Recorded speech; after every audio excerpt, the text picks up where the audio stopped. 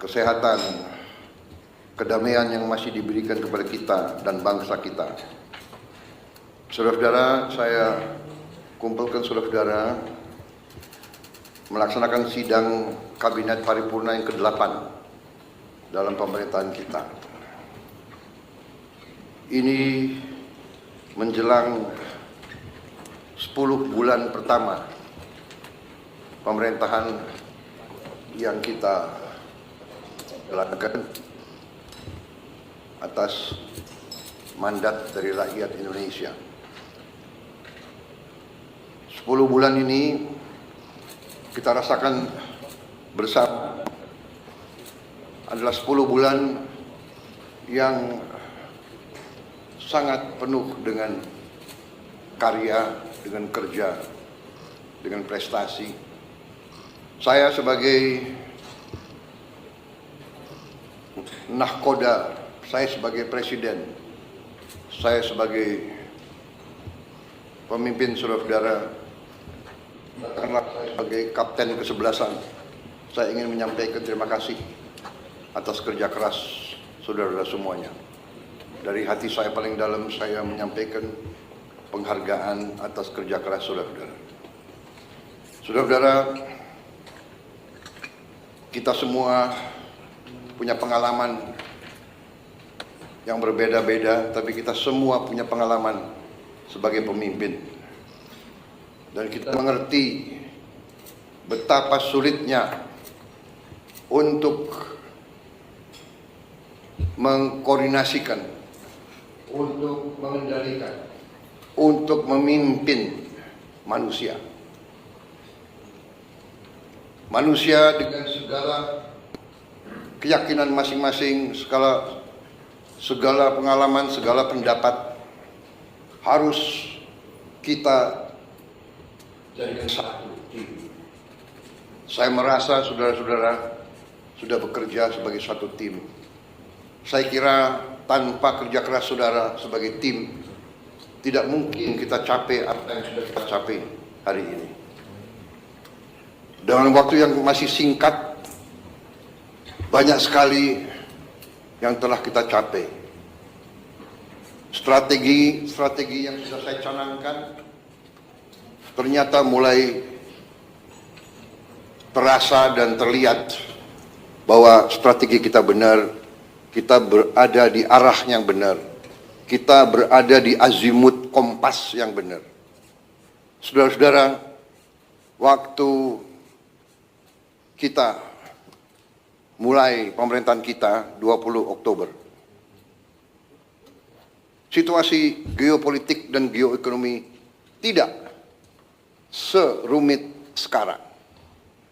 Sekarang tidak hanya kita menghadapi dampak dari perang di mana-mana, konflik di mana-mana, konflik di Ukraina, konflik di Timur Tengah, Gaza, tepi barat, Lebanon, Suriah, yang begitu dahsyat, yang memakan korban begitu banyak di depan mata seluruh dunia. Perempuan, anak-anak kecil, puluhan ribu dibantai. Kita juga lihat konflik Israel-Iran, di mana negara adik kuasa pun ikut. Kita lihat konflik India dan Pakistan. Kita lihat di kawasan kita sendiri, konflik Myanmar jalan terus dan tidak kelihatan arah untuk menyelesaikan secara damai, walaupun kita akan dukung ASEAN terus untuk berperan mencari solusi damai di tetangga kita. Belum lagi kita lihat sekarang muncul lagi konflik bersenjata antara sesama anggota ASEAN, Kamboja dan Thailand.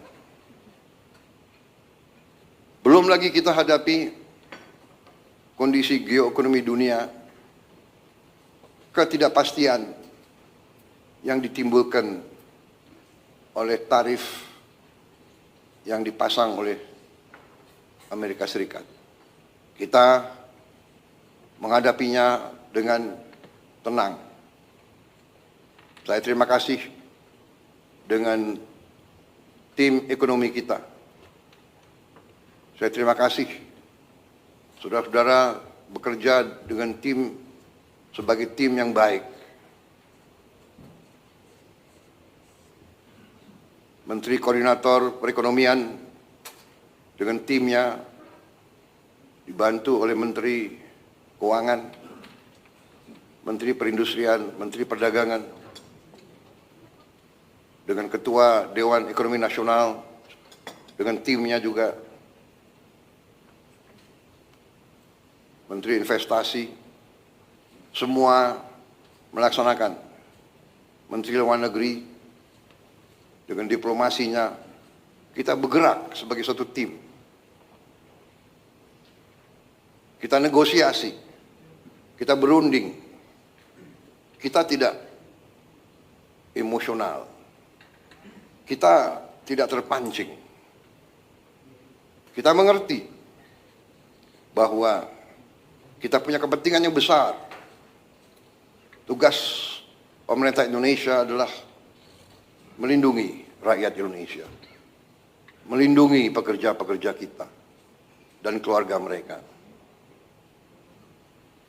Untuk itu, kita telah mencapai suatu titik yang terbaik yang bisa kita capai pada saat ini. Walaupun kita tidak akan berhenti untuk selalu mencari kondisi yang lebih baik untuk ekonomi kita, untuk bangsa kita, untuk rakyat kita. Saudara-saudara, kita paham dan kita mengerti bahwa kondisi ini akhirnya menguji strategi besar kita, menguji strategi transformasi yang sudah saya canangkan di awal, bahkan sebelum saya dilantik sebagai presiden. Strategi transformasi bangsa yang kita pegang adalah strategi yang berdasarkan realisme, yang berdasarkan kondisi nyata bangsa dan regional dan global.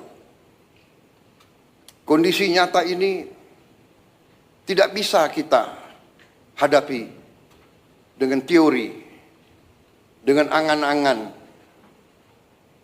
Idealisme benar, idealisme itu perlu. Tapi yang utama yang bisa menyelamatkan kita adalah realisme.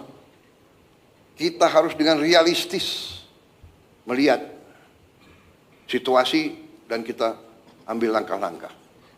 Saudara-saudara, sejak lama saya berkeyakinan bahwa apapun terjadi, bangsa kita akan aman kalau kita kuasai pangan kita. Kalau kita bisa amankan pangan kita, kita bisa jamin bahwa kita bisa beri makan kepada rakyat kita.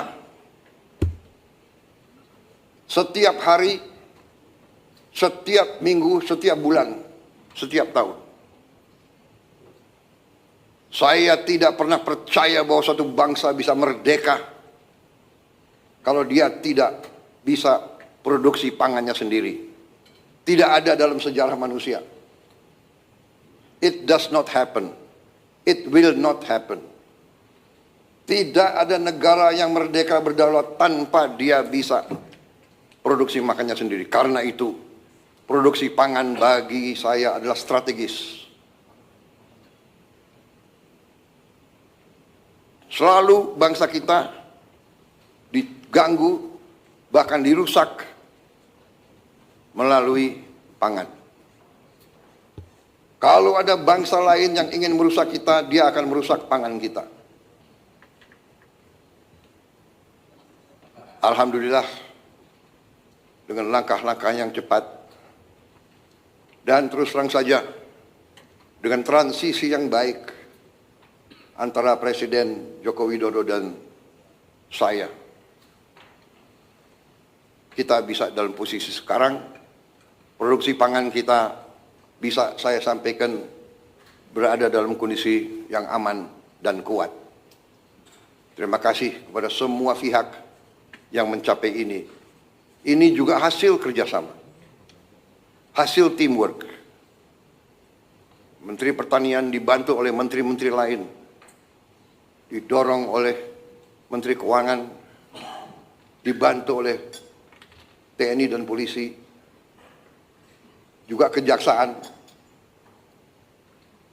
Karena dalam ekonomi kita menghadapi pemain-pemain yang punya agenda lain daripada kita. Pemain-pemain di ekonomi ini ada yang niatnya hanya cari keuntungan sebesar-besarnya, tidak peduli rakyat kondisinya kayak apa. Bila perlu, rakyat dimiskinkan terus agar mereka bisa mengisap kekayaan kita, bagaikan mengisap darah. Ada. Ini namanya realisme. Kita bukan anak kecil. Kita duduk di sini, di kabinet ini, saya sebagai presiden, wakil presiden semua, kita di sini bukan anak-anak kecil. Kita tidak bisa dibohongi, kita tidak bisa ditipu lagi. Kita ingin baik. Kita ingin beri kesempatan kepada semua. Tapi kita tidak rela rakyat Indonesia dimiskinkan terus.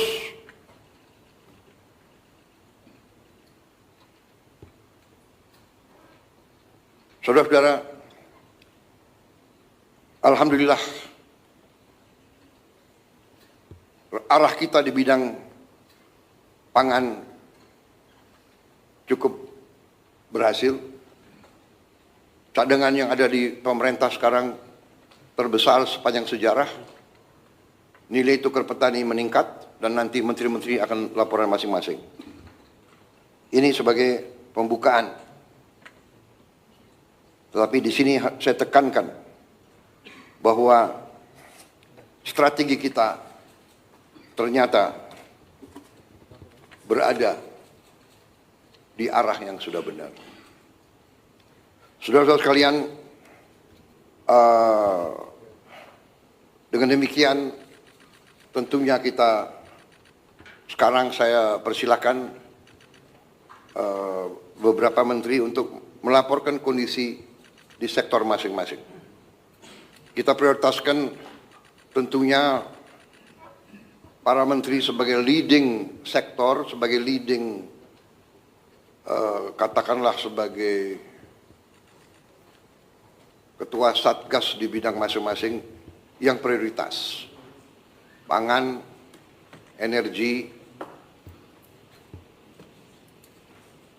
pemberantasan kemiskinan dan kelaparan, kemudian pembangunan SDM, kesehatan, perumahan. Saya persilakan Sekretaris Kabinet untuk mengatur laporan-laporan masing-masing. Terima kasih. Yang terhormat Bapak